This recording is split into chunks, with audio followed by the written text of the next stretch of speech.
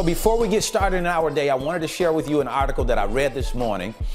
And this article had to do with the supply chain issues that we're currently having here in the U.S. Most people agree that there are supply chain issues. You can see that reflected in the stores.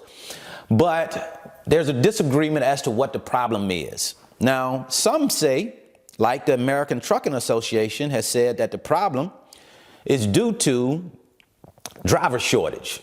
ATA says that there are about 80,000 drivers that are short right now in the U.S. and there will be about 160,000 short by the year 2030. And they pointed to certain issues that have caused that driver shortage. I'll give you a couple of those issues. They say that there's a high average age of current drivers, which leads to high number of retirements. I think the average driver is like 49, 47 years old, somewhere in between that. They say that women making up only 7% of all drivers, well below the representation in the total workforce. They point to the federally mandated minimum age requirement of 21 to drive commercially across state lines. They say that this poses a significant challenge to recruiting new drivers.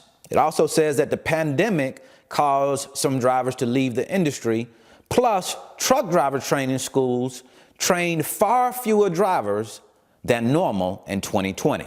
Said lifestyle issues, notably time away from home, especially in the longer haul market. I have supported the opinion of the ATA because it just makes sense to me. But others have said, no, that is not the problem. The problem is retention, not driver shortage. And here we have today in an article that I read that says, National Trucking Association based out of Missouri says truck driver retention, not shortage, is part of supply chain problem. So here it is, the OOIDA, and that's the Owner Operator Independent Driver Association. Its executive vice president, his name is Louis Pugh. He says that, no, you have it wrong. It's not about a driver shortage.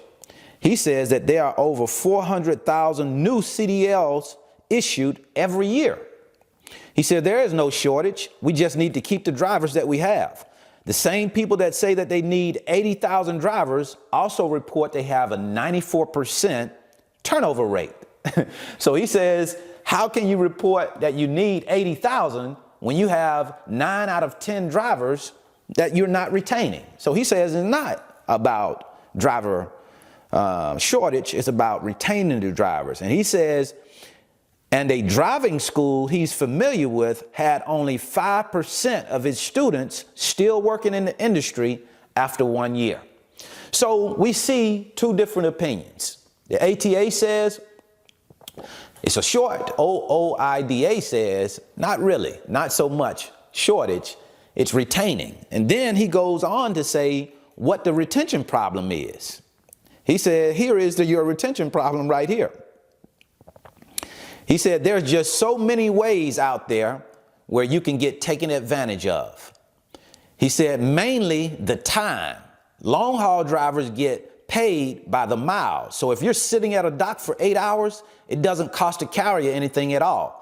And they tell you about all this great pay. But what they don't tell you is most long haul truckers are on the road 220 plus days a year, and it's very expensive to live on the road. You also can't write your per diem off on your taxes anymore.